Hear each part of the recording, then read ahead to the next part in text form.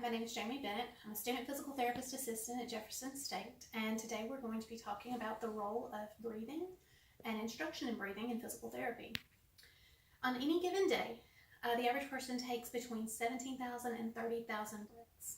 Much like blinking or swallowing, breathing is not something that we usually think about, and in healthy individuals, it's a natural and involuntary activity.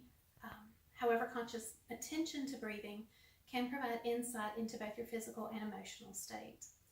The role of inspiration in overall health should be of particular interest to physical therapists.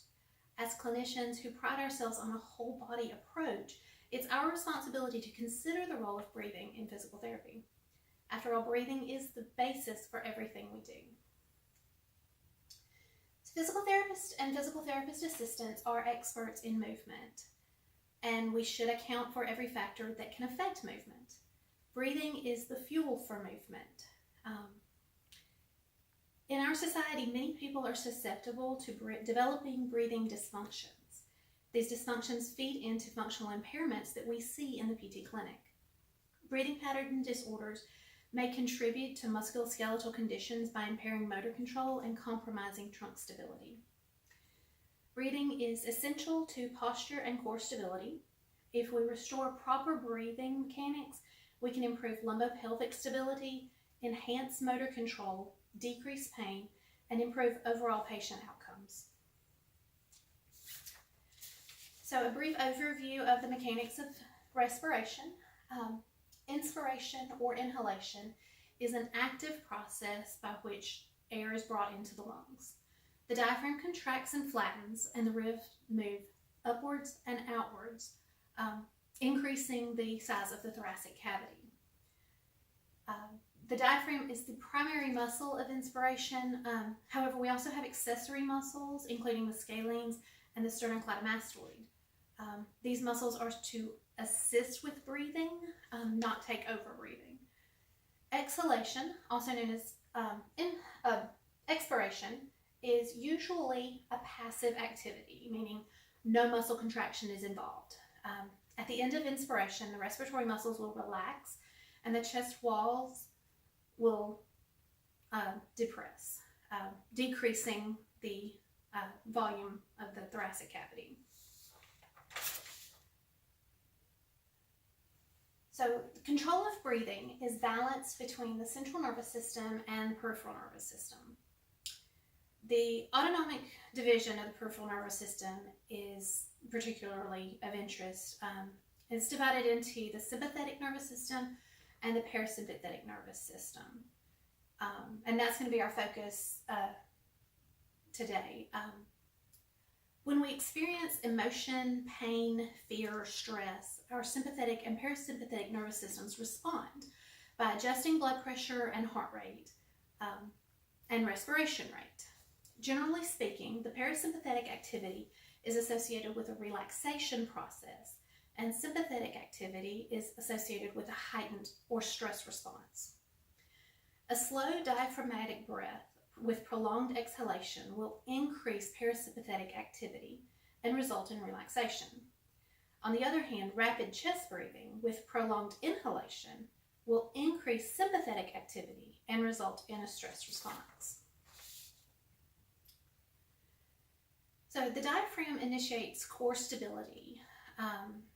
The diaphragm has dual roles. In addition to respiration, it also working with the transverse abdominis, multifidus, and pelvic floor muscles provides support to the spine. Proper diaphragmatic function not only allows us to breathe, but provides us with the postural stability required for complex movements. When breathing demands increase, there's competition between these two roles of the diaphragm. Breathing will always win this competition, but as a result, the diaphragm's contribution to postural stability may decline. When individuals exhibit breathing pattern dysfunction, meaning they cannot diaphragmatically breathe or that they're too dependent on accessory muscles, their bodies become hyper-focused on the demands of breathing. They'll overuse other accessory respiratory muscles, and the diaphragm will be unable to perform its stabilizing role. Consequently, posture and movement patterns may suffer. This could result in inefficient movement or even musculoskeletal pain. So, breathing and mobility. A dysfunctional breathing pattern may be caused by a musculoskeletal problem, or reverse. The musculoskeletal problem could be a result of a faulty breathing pattern.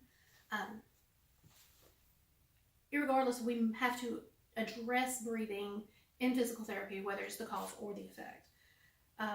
Many of our patients who present with head, neck, and shoulder pain are likely suffering from accessory respiratory muscle overuse. We need to retrain breathing in physical therapy in order to decrease accessory muscle overload and increase activation of the diaphragm. Inefficient breathing patterns may also restrict the rib cage or thoracic spine, which will limit shoulder range of motion. If dysfunctional breathing patterns have resulted in the decreased thoracic spine extension, shoulder mobility will be negatively influenced. Additionally, ribcage restrictions can affect our ability to breathe deeply and will also limit shoulder range of motion.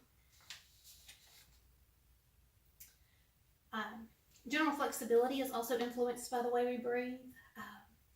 In order to improve a patient's range of motion and or flexibility, we may need to calm the nervous system down, which goes back to the parasympathetic nervous system. Deep diaphragmatic breathing allows the muscles to relax, which can increase flexibility. Breathing and pain management.